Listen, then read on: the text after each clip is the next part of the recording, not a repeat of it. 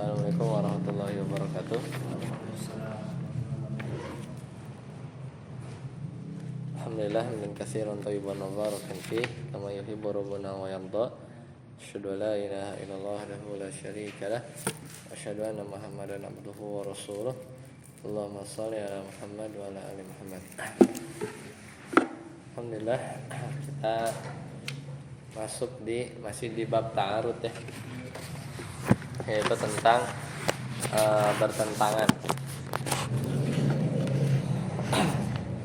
Nah, kemarin yang pertama yaitu kalau dalilnya yang bertentangan itu sama-sama umum, maka kemarin ada 4 keadaan, yaitu adalah bisa jadi digabung sebagaimana firman Allah Ta'ala, wa innaka la tahdi ila siratim mustaqim, kan umum tuh kan, sesungguhnya kamu benar-benar memberi petunjuk pada jalan yang lurus. Sedangkan di ayat yang lain, innaka la tahdi man ahbabta, sungguhnya kamu tidak akan dapat memberi petunjuk kepada orang yang kamu cintai. Maka gimana menggabungkan dalil ini? Berarti ayat yang pertama tadi, yaitu wa innaka la tahdi ila siratil mustaqim, itu adalah bahwasanya kamu benar-benar bisa beri hidayah, itu namanya hidayah dalalah. Itu hidayah untuk ngasih tahu orang kebenaran. Itu yang dapat dilakukan oleh Rasulullah SAW. Tapi kalau yang al-qasas, innaka la tahdi man ahbabta, kamu nggak bisa memberi hidayah kepada orang yang dikasihi, maksudnya Abu Thalib, itu namanya hidayatut taufik, yaitu hidayah yang hanya ada di tangan Allah saja, tidak bisa dimiliki oleh Rasulullah. Jadi menggabungkannya seperti itu. Nah, kemudian bisa tidak mungkin digabung, maka kita harus lihat apa? Dalil yang datang belakangan menjadi nasih, yang menghapus dalil yang awal. Kalau kita tahu urutannya mana yang turun duluan, karena dulu Allah berfirman, faman tatawwa'a khairan fahuwa khairul lah. Siapa yang rela mengerjakan kebaikan, maksudnya puasa, maka baik baginya. Wa antasumu khairul lakum. Sedangkan berpuasa itu lebih baik dari kalian. Jadi ini boleh memilih antara memberi makan atau mau puasa, meskipun puasa lebih baik. Tapi ayat yang umum yang lain, yaitu di ayat selanjutnya, tadi 184, sekarang 185, faman syahida minkum syahra falyasum. Siapa yang lihat bulan hilal di negeri kalian, asyahra ya falyasum, maka hendaklah dia berpuasa. Jadi nggak ada pilihan lagi gitu ya. Yang tadi ngasih pilihan, yang ini tidak ngasih pilihan, tapi memang puasa. Wa man kana maridan aw ala safarin fa iddatun min ayyamin ukhra. Jadi kalau sakit dia atau safar, maka harus diganti. Jadi aslinya bagi orang yang puasa,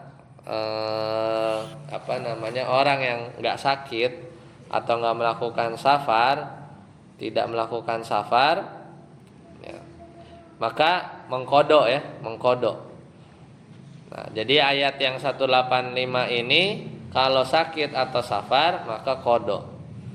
Padahal ayat ini turun setelah ayat 184 tadi.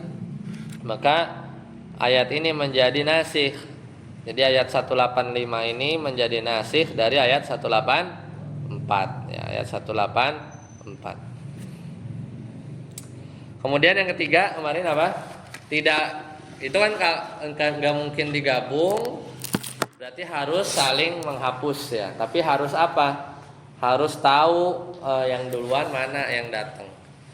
Nah, kalau yang ketiga ini tidak tahu waktunya, jadi tidak diketahui waktunya, maka yang diamalkan apalah yang lebih rajih.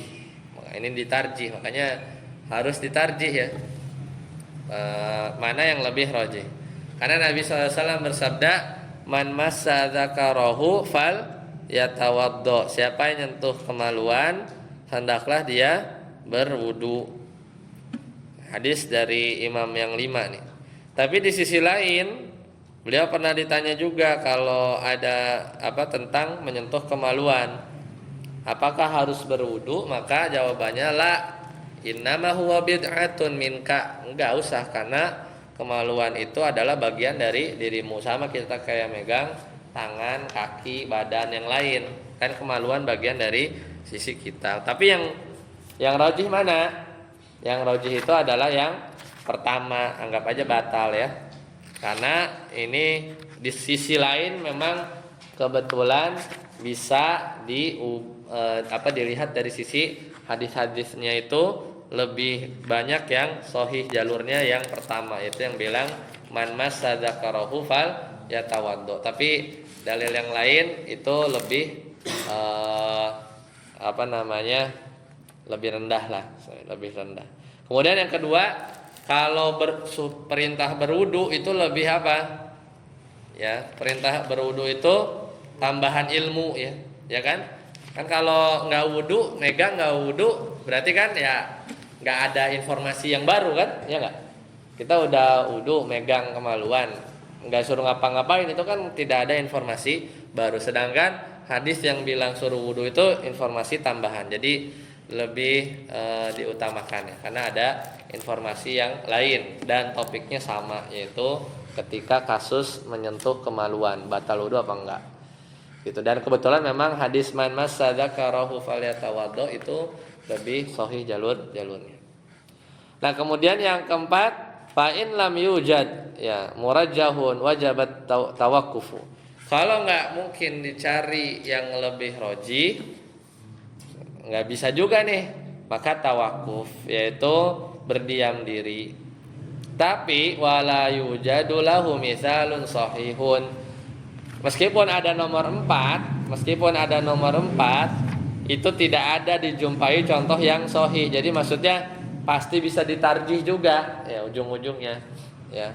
Jarang yang tawakuf, atau ada contoh yang benar-benar tawakuf tuh contoh yang pas, agak jarang juga ya, agak jarang. Itu yang dimaksud. Lanjut ya, sekarang yang kedua ya, benar ya? Silakan Ustaz Ade. Al-qismus tsani an yakuna ta'arudu. Qala al-musannif al-qismus tsani.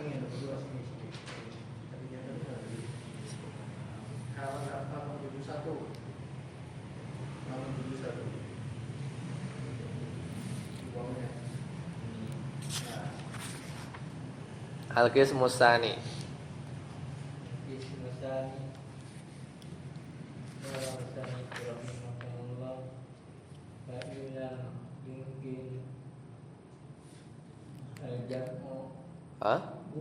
An yakuna ta'arudu al-qismus tsani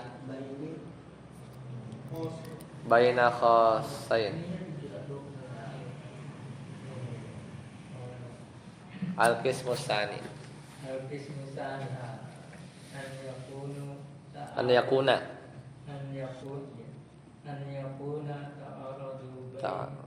khassain baina khassain walahu arba'u qalati aidan an yumkin jam'u bainahuma bayidu jam'a misalu hadisu Jabirin radhiyallahu anhu fi sifati hadin Nabi sallallahu alaihi wasallam an Nabi sallallahu alaihi wasallam sholat azhuri yawma naharo fi Makkah.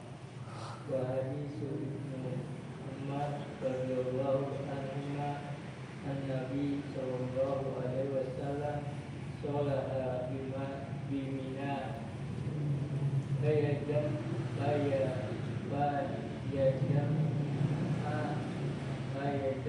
bainahuma bi anahu sholat walamma Walama kharaja ila minna adaha a'adaha man fiha min ashabihi. ashabi. Ya. Jadi tadi kism al-awwal apa? Yaitu kalau ta'arud baina ammain. Jadi hadis umum bentrok sama hadis umum. 4 keadaan. Apa? Bisa dijamak, ya dijamak lah. Gitu kan? Enggak mungkin dijamak, berarti harus nasikh mansukh.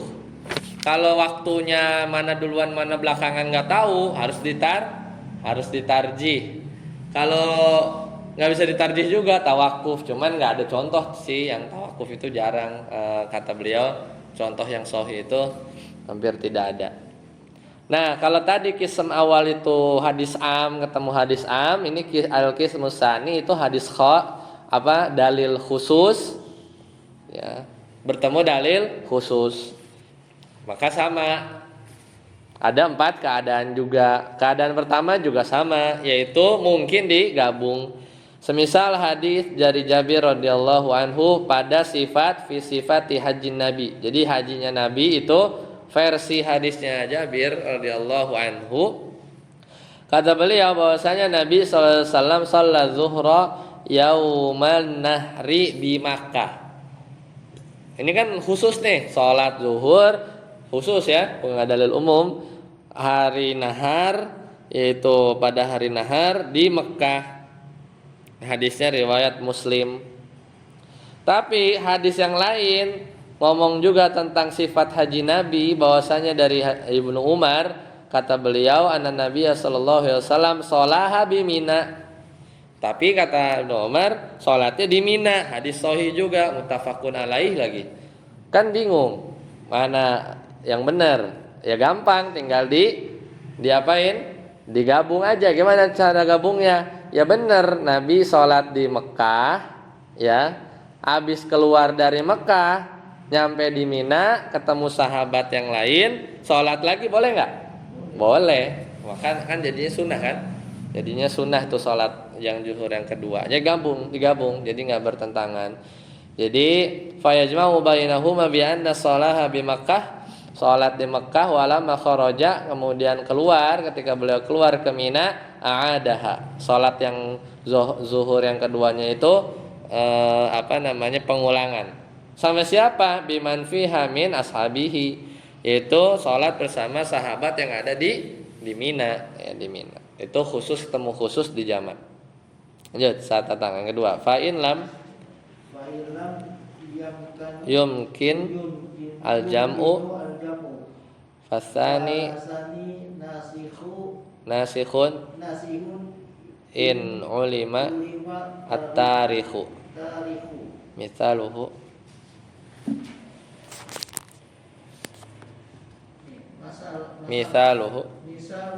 qauluhu ta'ala ya ayyuhan nabiyyu inna ahlalna laka azwajaka allati ataita ujurahunna wa ma malakat yaminuka mimma afa Allahu alaika wa banati amnika wa banati amnatika.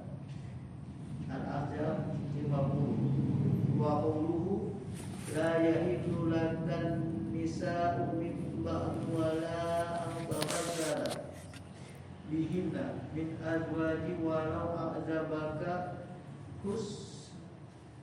husnuhunna. Al-Ahzab 52. Fasaniyatu nasikhatun la aula ala lil ula ala ahadil aqwali. Nah yang kedua, kalau nggak bisa digabung gimana? Harus nasikh mansukh, berarti harus tahu urutannya. Yang datang belakangan menghapus yang datang duluan, itu kan ya. Kata Allah Ta'ala di surat Al-Ahzab 33 ayat 50 ya. Yaitu Allah Ta'ala berfirman, ya ayuhan nabiyyu wahai nabi, inna ahlalna sungguhnya kami menghalalkan laka bagimu azwajaka istri-istrimu, allati yang istri-istri nabi itu ataita ujurahunna telah kamu berikan ujurahunna mas kawin mereka, wa ma malakat yaminuk dan hamba sahaya yang kamu miliki, mimma afa Allah yaitu termasuk dari apa yang kamu peroleh dari peperangan, afa Allah fai wa banati ammika dan demikian pula anak-anak perempuan dari saudara laki-laki bapakmu, wa banati ammatika dan anak-anak perempuan banat ammatika dari saudara perempuan bapakmu. Ammah sama ammun itu dari apa? Dari laki-laki ya, dari laki-laki. Nah, itu. Nah, itu ayat yang 50 surat yang duluan. Nah, tapi Allah Ta'ala berfirman, la tahillu lakan nisa. Kan tadi kan kami menghalalkan bagimu istri-istrimu yang telah kamu berikan mas kawinnya, hamba sahaya yang kamu miliki ya, dan seterusnya. Nah, ini dinasakh oleh ayat 52. La tahillu lakan nisa'u tidak halal bagimu. Tadi halal, tidak halal bagimu an-nisa'u mim ba'du yaitu sesudah wala antabaddala bihinna min azwajin walau a'jabaka husnuhunna. Jadi tidak halal bagimu mengawini an-nisa'u ya perempuan-perempuan sesudah itu. Wala dan juga tidak boleh antabaddala mengganti bihin mereka min azwajin yaitu mengganti mereka dengan istri-istri yang lain walau a'jabaka husnuhunna. Jadi meskipun kamu takjub terhadap kecantikannya. Jadi ini nggak boleh ya apa menghapus itu tadi yang bilangnya halal sekarang tidak boleh. Ini kan nggak bisa digabung soalnya, maka harus di nasikh mansukh. Setarsi lanjut yang ketiga.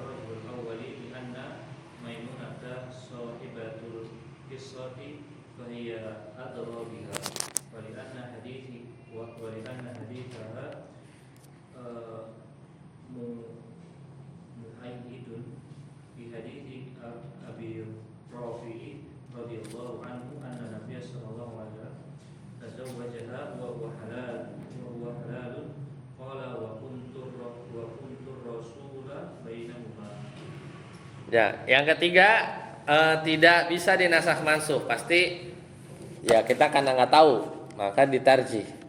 Contohnya ini terlihat bertentangan ya kita tarjih. Yaitu hadis dari Maimunah bahwasanya Nabi SAW itu menikahinya ketika beliau sudah halal. Maksudnya apa? Udah selesai dari rangkaian ihram. Ya, halal di sini maksudnya beres tahallul. Ya, farrajihu al-awwal. Ya, ini dianggap yang rajih nih ya.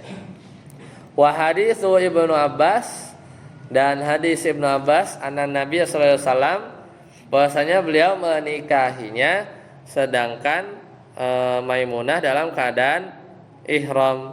Satu bilang sudah tahallul, satu bilang ihram, kan bingung nih. Jadi yang benar Nabi nikahin Maimunah lagi masih ihram apa udah halal? Satu riwayat dari Maimunah sendiri. Nah, ini kan agak keren ya. Ya dari pelakunya langsung ya enggak? Kan jadi kan terus tiba-tiba datang Ibnu Abbas bilang Nabi menikahi Maimunah ketika beliau sedang ihram. Kira-kira mana yang lebih kuat? Ya istrinya langsung kan gitu kan. Tapi ya, hadis yang pertama riwayat Muslim. Ya kalau berbicara sahih. Kalau yang berbicara yang kedua ini Ibnu Abbas memang hadis diriwayatkan oleh beberapa jamaat minal muhaditsin. Ya udah. Farrajihu maka yang roji di sini kan harus milih kan, harus milih. Seandainya tahu urutannya mana yang mansuh nasi gitu, bisa aja ya ada hadis itu ternasakh ya dengan hukum yang lain. Tapi kan susah nih, nggak ada info itu. Maka yang roji adalah yang pertama. Li'annal maimunata sahibatul qissah. Karena Maimunah itu pelaku kisah ini, fahiya adra biha. Maka beliau lebih tahu ya tentang kisah ini, ya enggak? Ya, kan beliau yang nikah. Wa li'anna haditsaha muayyidun. Ya. Di samping itu hadis Maimunah ini juga dikuatkan bi hadisi Abi Rafi. Itu dikuatkan oleh hadis dari Abu Rafi radhiyallahu anhu bahwasanya anna Nabi sallallahu alaihi wasallam tazawajaha wa huwa halalun. Jadi ada hadis lain yang bilang bahwasanya ketika itu beliau menikahi dalam kondisi halal. Qala wa kuntu rasulu bainahuma. Kata Abu Rafi, aku ini adalah utusan di antara mereka berdua ya, gitu. Jadi ada penguat juga.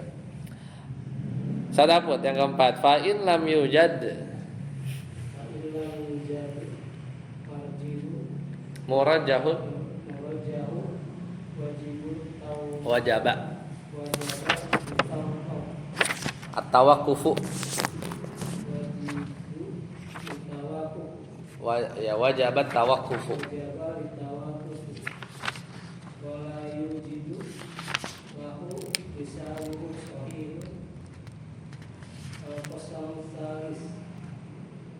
Naam.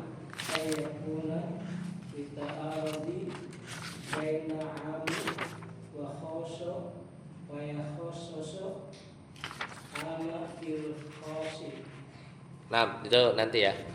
Nah, jadi yang keempat itu sama. Kalau nggak dijumpai yang rajih, maka tawakuf. Dalam hal ini juga wala yujadu lahu mithalun sahihun. Tidak ada contoh yang sahih. Jadi kalau udah ya nggak ada yang benar-benar tawakuf berarti ya. Tidak ada yang benar-benar tawakuf.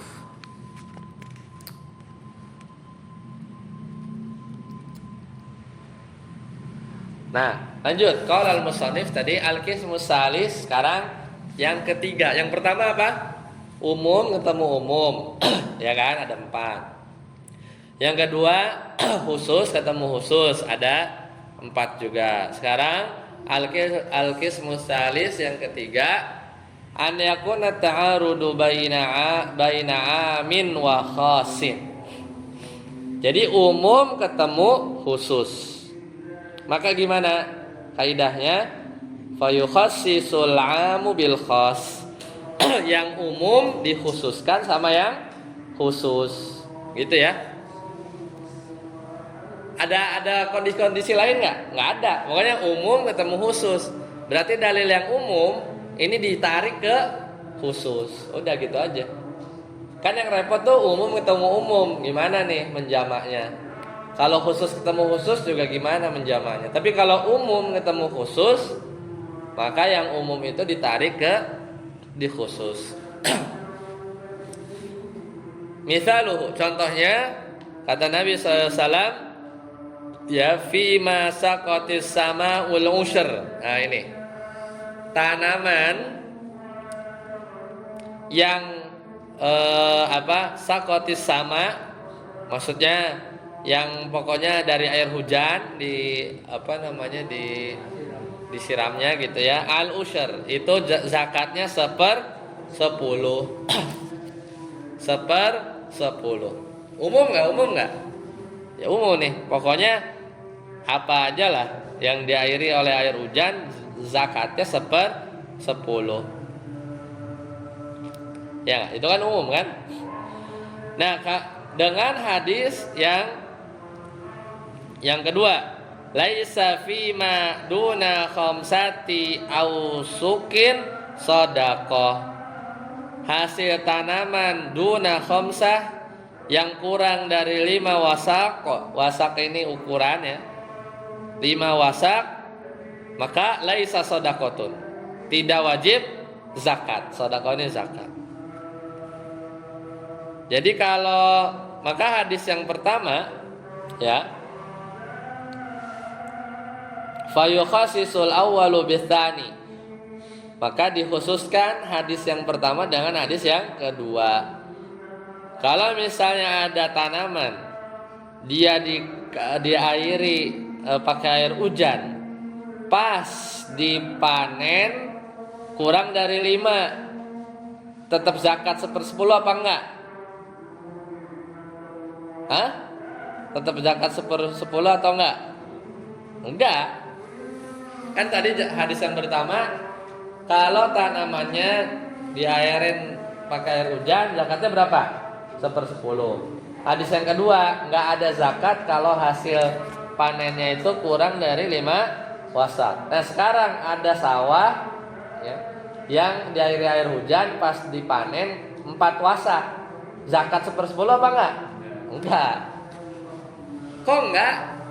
Kan pakai air hujan. Hah? Karena yang pertama umum, dikhususkan pakai dalil yang kedua, gitu ya. Sekarang ada sawah, diairin air hujan, panennya 10 wasak, zakatnya berapa? 1, 1/10 kan? 1. Kalau ada tanaman dia nyiram sendiri, zakatnya berapa? Ya perlu dalil yang lain, nggak pakai yang ini. Ini kan lagi ngomongin yang tanaman diairi oleh air hujan, gitu ya. Jadi nggak bertentangan ya, tidak bertentangan. Tinggal ditarik aja. Lanjut, itu yang ketiga. Al-qismu rabi. Nah, ini yang agak repot nih. Kalau tadi kan jelas umum khusus, umumnya ditarik ke khusus, gitu ya. Jadi kayak apa ya? Kalau tadinya syaratnya syarat global, ini tuh syaratnya tuh kayak syarat yang lebih spesifik gitu ya. Seperti itu. Jadi kalau tanah misalnya ya ukurannya 200 meter, pajaknya sekian misalkan. Tapi kalau tanahnya nggak dipakai, jadi tanah kosong, itu nggak perlu pajak, nah, gitu kan? Jadi itu kan kayak syarat tambahan aja kan, kayak syarat tambahan. Maka kalau ketemu tanah 1 hektar, kemudian nggak diapa-apain, ya, maka jadi dia dapat syarat khusus lainnya ya. Lanjut. Yang keempat, an yakuna ta'arudu baina nassain, yaitu antara 2 dalil, 2 nas, ahaduhuma ammu minal akhar.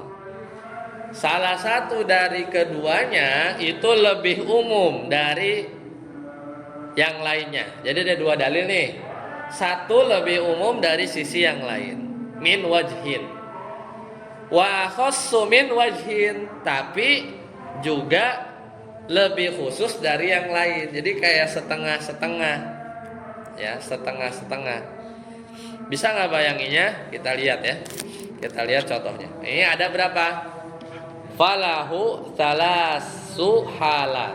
Ini ada 3 keadaan. Yang pertama, an yaqumu dalilun ala taksisi umumin ahaduhuma bil akhar fayukhasisu bihi. Jadi kondisi pertama, kalau ada dalil yang dia menjelaskan bahwasanya dia itu dalil yang mengkhususkan, dalil yang umum, ya salah satunya di antara dua dalil tadi, fayukhassisu bihi. Jadi kalau ada dalil lain yang menjelaskan salah satunya lebih umum, ya mengkhususkan dalil yang umum, maka dia mengkhususkan yang lain.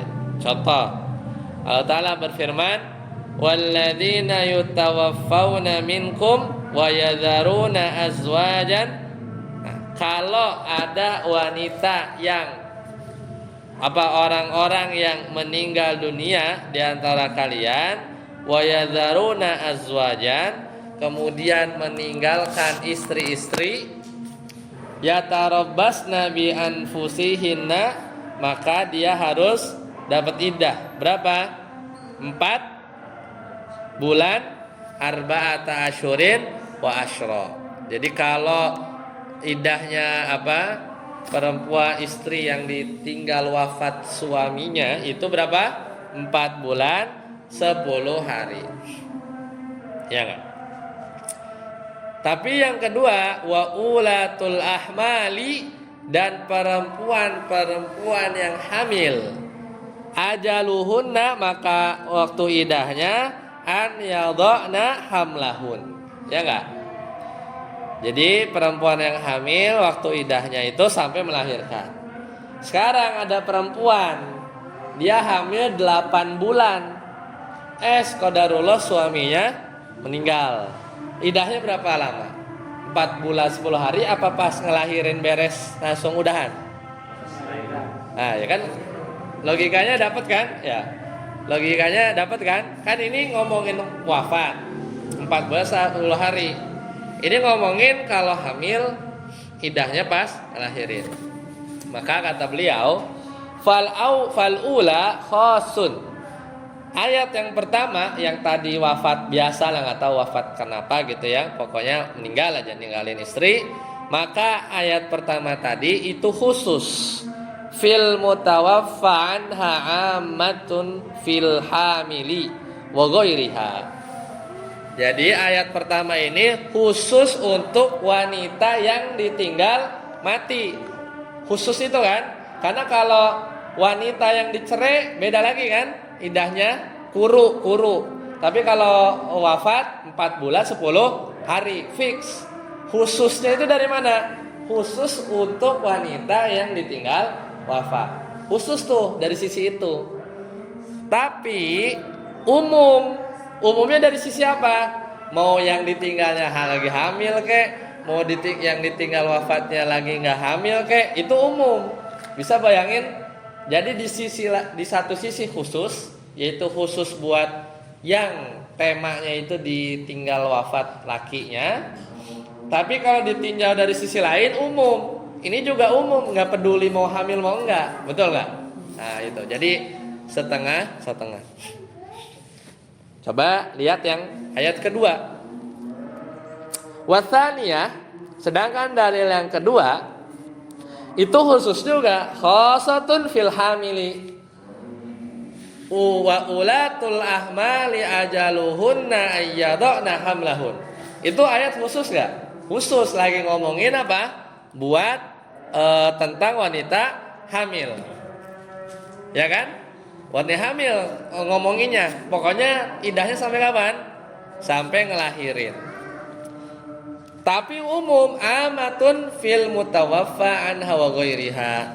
Tapi kalau kita tinjau yang lain, umum, terserah mau mencakup wanita yang ditinggal mati suaminya atau enggak juga.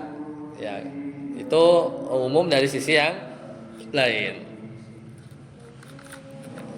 Tapi di konteks yang pertama ini dilanjutkan di sini, wadzalika anna lakinna dallad dalilu ala takhsisil umumil ula bitsaniyah. Akan tetapi ada dalil yang menunjukkan bahwasanya dalil pertama itu ditaksis. Ya. Ayat pertama tadi itu ditaksis pakai ayat yang tadi tentang hamil-hamil itu. Wadzalika anna, oleh karena itu Sabi'ah al-Aslamiyah ketika itu pernah wadu'at melahirkan pernah melahirkan ba'da wafati zaujiha, yaitu pernah melahirkan beberapa hari setelah suaminya meninggal. Jadi suaminya meninggal nih, lagi hamil dong. Kemudian beberapa hari dia lahirkan. Habis itu di beliau Sabihah al-Aslamiyah ini ya tadi mana wadu'at ba'da wafati zaujiha bil apa nih bilayalin ya bilayalin jadi semalam ya fa'adzinalahan nabiyyu sallallahu alaihi wasallam an tatazawwaja. Jadi Nabi mengizinkan boleh dia nikah. Padahal cuman semalam doang ya. Beberapa malam lah, beberapa hari. Berarti kan gak nyampe 4 bulan 10 hari kan? Tapi Nabi izinkan. Wa ala hadza fatakunu iddatul hamili. Oleh karena itu iddahnya orang yang hamil itu sampai ilawad ilhamli, sampai dia hamil mengeluarkan anaknya atau lahiran. Sawaun kanat mutawaffa anha am ghairuha. Jadi sama saja apakah ditinggal mati suaminya ya atau enggak atau tidak. Misalnya enggak tuh apa? Dicerai. Lagi hamil dicerai, kan enggak ditinggal mati kan? Suaminya ada enggak? Ada, cuman dia cerai. Iddahnya sampai kapan? Sampai lahirin gitu ya. Baik, sampai sini dulu ya. Kita cukupkan. Subhanakallahumma bihamdika asyhadu an la ilaha illa anta astaghfiruka wa atubu ilaik. Assalamualaikum warahmatullahi wabarakatuh.